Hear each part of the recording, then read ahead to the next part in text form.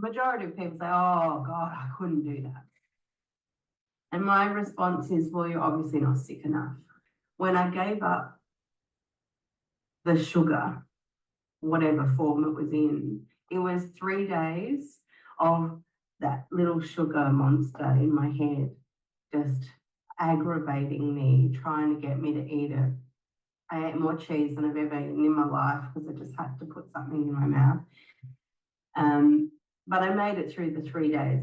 The first 3 days are painful, like psychologically painful, and I have to be prepared for just those 3 days. And I have to just be stronger than that little monster. And with going carnivore, it took me probably a week I just don't like throwing away food. So I had some vegetables in the fridge and then in the freezer, and I just ate them up and never bought any more. And it took me about 2 weeks, and I noticed this psychological shifting happening. Like I was having a chat in my head about whether, but you're supposed to eat your veggies. So that voice was there. And then there was, but you don't really need, like, you're eating this much of them and there's nothing really in them. So, you don't really need to eat them. Oh, but you're supposed to. What are people going to think? And what are you going to say? What are you going to have this conversation going on? And in the end, I'm just like, I can't wait until this food is out of my house so that I don't have a conversation anymore, because I'm not being triggered by eating the vegetables. So I would recommend everyone just throw the food out. Don't torture yourself once you've made a decision. Just live your decision. I never realized before beginning this food journey how indoctrinated we are with certain things. I never really had a problem eating fats. So obviously that message I didn't get that memo. But I got the salt memo and I got the vegetables memo. Learn something greatly in its absence. And I think carnivore people learn a lot in their journey. We're adding like 10 times the amount of salt, and we're supposed to be taking it away. And we're taking away all the vegetables that we're supposed to be having. So it's right from the get-go, just those two things. It's like, how do you explain that to people? What do you drink? Oh, now I drink hot water with some salt in it. What? Salt in your water? What are you doing? I haven't just traveled this carnivore journey. The whole thing for me is like a know thyself journey, because part of the reason why my body became so unhealthy is because of childhood trauma. Changing everything sort of haphazardly, but also systematically, to find out in its absence, was it meant to be there? How do I feel now? I've struggled since puberty with being overweight, and I know that it's from the anxiety that came from the childhood trauma. So it's like I ate lollies every time I had an anxiety, trigger, but I didn't eat lollies. So that's what your body does. So you have a cortisol rise, so you have a blood sugar rise, so you have an insulin rise. From the beginning of this year, when I returned back to Melbourne, I solidified the decisions that I had made when I was sick and in the country and on my own. I made some decisions about me taking care of me. And so then 2 years later, I returned back to Melbourne, where I'm surrounded by family members, and I have to put this into action. I have to look after me and do whatever it takes to look after me. And what that meant is to no longer have any kind of relationship with certain members of my family, because they trigger me. If I have to be in a relationship the way that they want it to be, and they won't be in a relationship the way I want it to be, so there can't be a relationship. So now I don't have the anxiety because the triggers aren't there, and I understand what that's about. So I don't have the insulin rising from that, and I don't have, I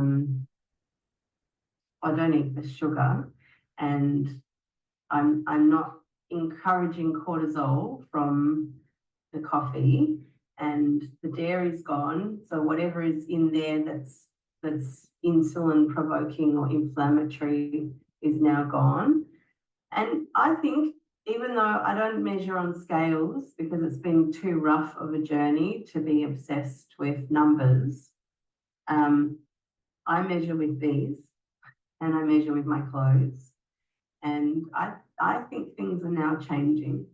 How much of, getting to the point where you were ready to change things around in your life and, take the people out of your life that, were negative, how much of that do you think carnivore influenced about your thinking? Like, did it make it easier to kind of consider all this stuff? Yeah, look, it was at a really, really anxious part of my life, and I have absolutely no doubt that eating, good fats, stable food, no spiking of blood sugar, it's been the one thing that I know when when the shit is hitting the fan, so to speak, I can rely on that to sort of be this foundation. I know that carnivore can't fix everything, but it doesn't break anything. That is a truth that I've come to. If things are going the wrong direction, carnivore is going to give you the nutrition and it's not going to hurt you. And you can rely on it for that.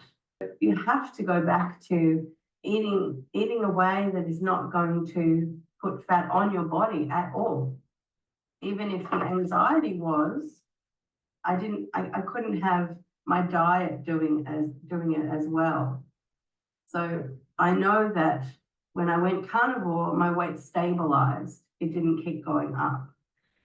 So that then led me to, okay, well, that just leaves me with the job of figuring out how to stop the anxiety putting weight on, because they're the two things. And that's the harder of the two.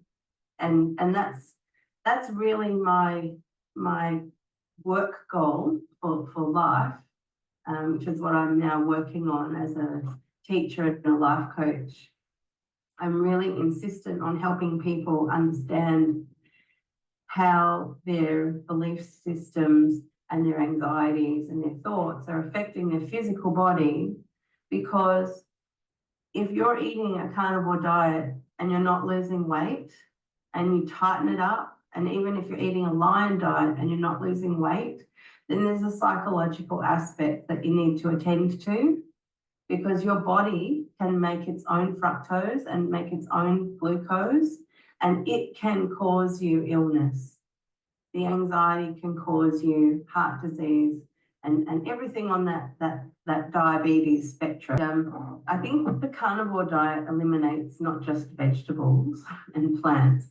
I think it eliminates like the effects of the modern world, like the symptoms that come from living in a modern way.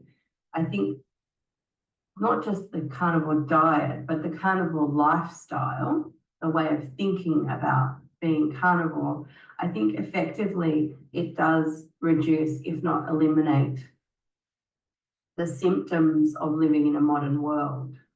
I think the reason why we see most carnivores quite optimistic and cheery is because they're not inundated with this heaviness that the modern world symptoms bring, because we're living in a much more natural way. I basically say, well, you have to stop thinking of food as a toy, and food is just for your nutrition, and you don't eat anything that's got plants in it.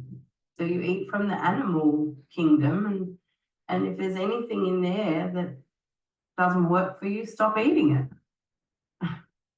And if you end up just eating eggs and beef, well, you won't die. You know, if you want the results of cleaning everything out, then you have to do the actions. You know, it's there's no shortcut. The majority of people are not desperate enough. They're not. They're and until you get to a tipping point of, oh, but there's so many people doing it. You know, like there will be a tipping point because it's growing. The step is stopping eating the junk, and the next step is redefining what junk is, and then stopping eating that bit. And you just keep going. Most people are too addicted. If you have to consciously lower something, then you have an addiction. And it's not like a personal judgment. Addiction is a brain neurology that's been set, habitually set. And once you have that neurology set, it doesn't take much to wake it up again. And it takes a lot to quiet it down once you've woken it up. That's just how it works. It's not hard to train yourself to take in toxins.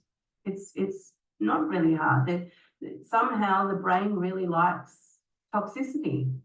It gets pinged by it, and it likes that pinging. So it will put up with the toxicity to have the ping. And we have to use our awakeness, our consciousness to get on top of these things and just make decisions. You have to parent yourself sometimes.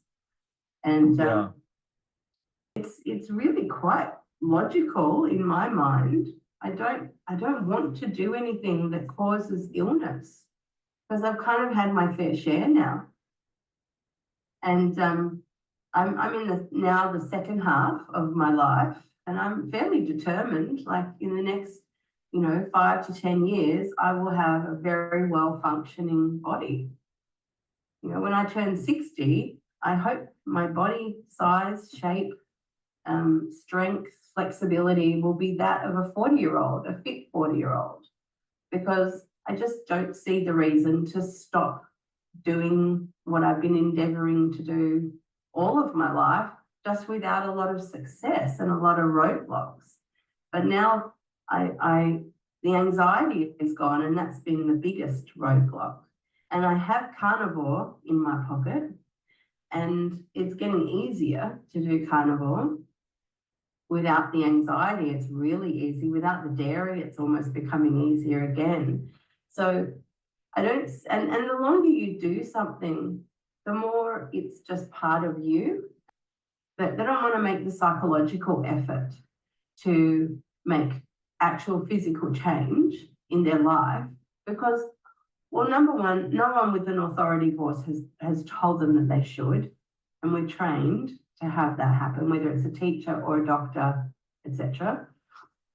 And next to that is they're not in a situation that they feel helpless, and therefore they have to do something just on faith that it will be okay, and it might stop the problems from continuing, might stop them getting worse, or maybe it will help them get better. But they're not tested to that point because they're placated by medications. I would encourage people to not be frightened of trying the carnivore diet.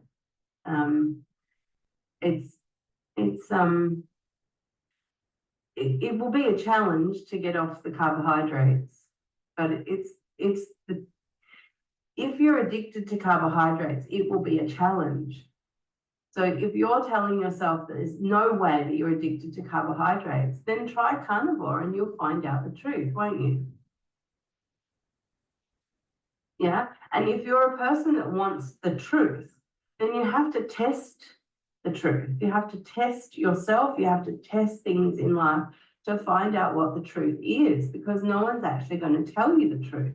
They're going to tell you what is going to get them what they need or what they think they need. And more than likely, they're going to tell you that what you want rather than what you need is what you should have. The thing for me in my life has always been unmasking the illusion and finding out what is really real, what's absolute truth. And the only way to find it out is to test it. I think the carnivore diet is like a really easy way to I don't know, just get a bit of reality. You don't have to be desperately sick to go have a little personal experiment. You know, you just have to be curious. Yeah, I think so too. You never know what little phrase clicks with someone. So I'd rather believe, oh, we're not late to door. We're just a little early.